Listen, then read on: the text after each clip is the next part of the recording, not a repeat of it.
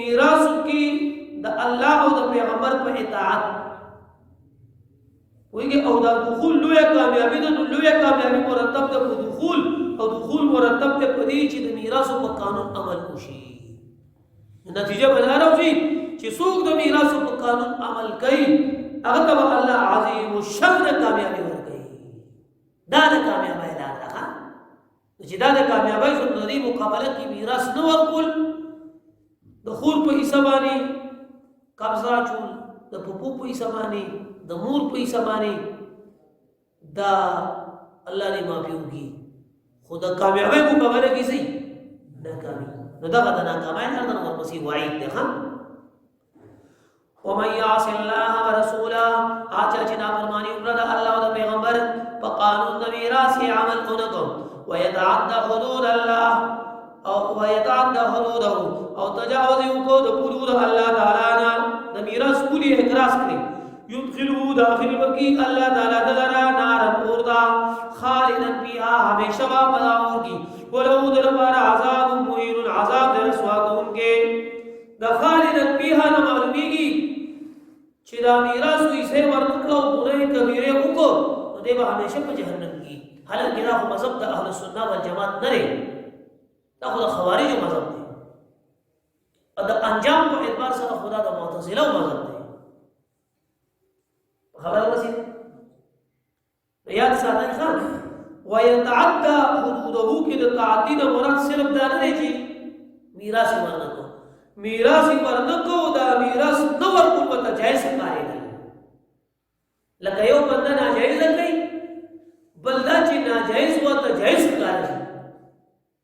خبر کوشي دي دوه مسلو کې فرق دی ناجایز کول سره بنده فاسق شي ای مسلمان او چې ناجایز هغه ته دی جایز او حلال وي نو ګناه دی جایز کو او استحلال المعصیت کفر ګناه ته راوړل دا کفر دی نو دلته تعدی نه مراد علامه نصفی رحمۃ اللہ علیہ تفسیر مدارک کی وی ويتعدى حدوده استحلالا دا الله تعالی د حدود له تجاوز وکړو او د الله تعالی په احکاماتو د میراث یې عمل نکو دي عمل نکولو ته مباح او جائز کوي نو مرتد شو او مرتد خو کافر دی کافر په محلت بالنار نو ځکه وي خالدا فيها خبره باندې رسیدي دویم مطلب او تفسیر د آیت کریمه هغه لري چې د خلود د مراد مقصد طویل دی د خلود د مراد سره ډېر موده په جهنم کې چې څوک د قانون په میراث باندې په ضابطې د میراث باندې عمل نه کوي خالدا فيها ډېر موده په جهنم کې چې الله تعالی وی چې ډېر موده وي پته نه لګي څومره ډېر موده وي نو رو زیبا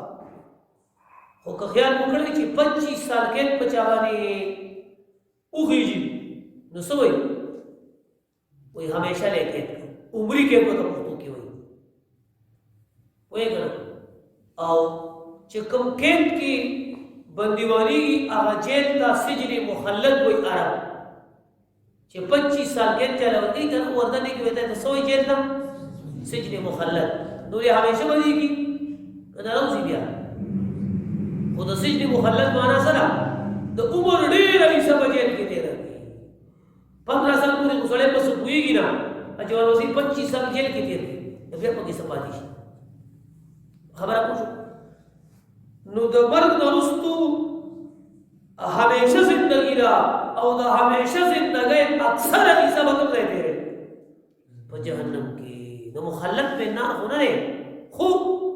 اکثر مدت کې په جهنم کې لري نو کله خبرږي خو کله برږي الله تعالی ولو او دکنا فرمان د پاره عذاب مهین عذاب رسوا کوم کې لري نو سو سزا غاري شي يدخل نارا جهنم تک یو سزا خالدا فيها ډیر طويله ګلو بني کې دو سزا لري ولو عذاب مهین دا درې مسله شو د میراث په قانون عمل نکول دریو سزاګانو او غضبونو غاړه کې خدلی الله دې موږ تاسو ته د عمل توفیق نصیب کړي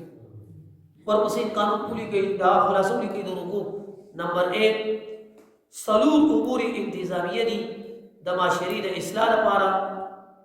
نمبر 2 مسله التوبیره نمبر 3 تخویب ته سره د زجر نه او نمبر 4 زجر دے نمبر 5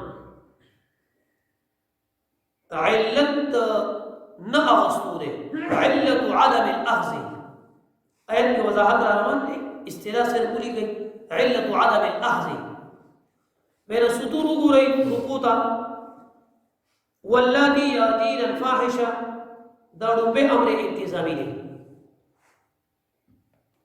واللذان ياتيانها منكم دا دویم امر انتظامی دے انما التوبه على الله دا مسئلہ توبیرہ دویم خبر دا خلاصہ کی وليست التوبه دا دریم خبر دا طالبانو په خلاصہ کی تخویب دے سره د زجر او یا ایها الذین آمنوا دا دریم امر انتظامی دی د معاشري د اصلاح لپاره او لا تنكحوا ما نكح آباؤكم دا څلورم امر انتظامی دی د معاشري د اصلاح لپاره وكيف تأخذونه وقد افضى بعضكم الى بعض 21 نمبر آیت څلورمه خبره د خلاصه کې زجر دی او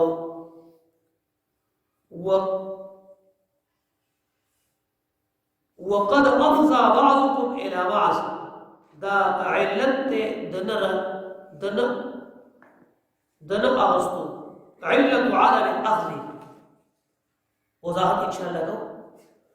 کو ربی امر انتظامی تنگو رہی اسلامی معاشرہ دا اللہ جل جلالہ ہوئی چی پدی معاشرہ کی دی ار اعتبار سر امن ہوئی پدی کی دی دا زنانو عزت محفوظ ہوئی اور دا نارینو عزت دیو محفوظ ہوئی کدا سی یو مسئلہ را چی یو زنانا را فاحشہ را او دی دا زنان ارتکابو کو نو دا معاشری نور خلق با دا دی خزی نسل بچ کی ابتداء اسلام کی دا دی سزا اللہ تعالیٰ بیان کری نا اصول سارا چی دی دا جرم کڑا دا زنان یو سلور نارینو گواهانو پدی گواہی کړی دا د سلور نارینو گواهانو د گواهی نه پس د قاضي لپاره حکم لري ابتداء اسلام کې دا حکم چې د دې گواهانو د گواہی په بنیاد وا د داسې زنانو باره کې فیصله وکړي چې دوی په خپل کورونو کې نظربند شي نظربند وته دا ور کور نه روزي خپل کور کې بدل نه لکه څنګه چې عامه زنانه د ضرورتو په بنیاد باندې هم روزي خدای روزي نور د دنیا بعضی ضرورتونو په سیمو سي نه د کور نه خدا خدا په کور کې بند دی دا ور کور نه روزي تر کوم وخت پورې باندې کور کې نو یادا چې وفات شي یادا چې د دې مبارک الله تعالی بل حکم نازل نو بیا اللہ تعالیٰ بل حکم نازل کر دا سورہ نور آیت راگئے الزانیت والزانی فجلدوا کل واحد منہما 100 جلدہ دو قسم افراد دی یو شادی شدہ دی بل اغلی چی شادی شدہ دی علکم ظلمی جنائی کم پیغلی کہ علم ظلمی و جنائی پیغلوا او بدکاری دی اوشوا انو بیائی سزا سر پوری ہمارا تفصیل کو سورہ نور کی کو انشاءاللہ کچرتا الگ کو جنہیں دوڑا شادی شدئی او زنائی اکڑا انو بیا دنائی سزا اگر رجم دے رجم تفصیل کو بیا انشاءاللہ آتا سورہ نور کی کو خو ابتلاء اسلام کی دنائی سزا در کوا شکور بے بند کئی نظر بندی داو بیو سزا شترے داو بیو دفرہ اسلام کی دنائی گنجائش ترے حکومت بازی خلق نظر بند کی پا بازی نقوبانی ٹھیک تھا واللاتي آزنانا ياتين الفاحشة ارتكبنا الزنا فاحشين مراد زنا واللاتي ياتين يرتكبنا الزنا زنانا چه ارتکابو کی د زنا گناو کی زنا والا گناو کی بے حیائی من نسائکم دخل استاسنا فاستشهدوا علیہن گواہان قائم کئی پریبانے اربعتن سلو منکم دتاسنا اربعتن اوی نو د زنا د گواهانو نصاب بسلوری د سلور نکم بنی صحیح شو دویم من کوم وی نو دا قوم د مذکر د پاره راځي دا ضمیر د مذکر مخاطب دی نو د زنا گواهان بسړی وی د خزو گواہی زنا کې نه چلی او چې من کوم وی نو دا الله تعالی خطاب دی خطاب د الله تعالی راځي مسلمان سره نو گواه به مسلمانی خطاب د الله راځي بالغ سره نو دا گواهان به بالغی او خطاب د الله تعالی راځي عاقل سره نو لیوانه دی و گواهان بروغی لیوانی ولی او گواہی د گواه خبره چې گواه گوايو کینو د په گواهی قاضي فیصله کوي نو دا خبره په بل دلیل په بل حجتي غلام ته وته ځکه د غلام خبره خو په ځان حجت نه ده چې ځای چې د غلام خبره په بل ځمانه حجت او دلیل شي په کاو چې کوم شرایط ذکر کړی دي دا د دې اربعه منکم ناغستی ها د پکې په کتابونو کې دا سویلي چې اربعه سلور وي سلور نکم بني منکم ستاسو د سړو نه وي خزي بني خطاب دې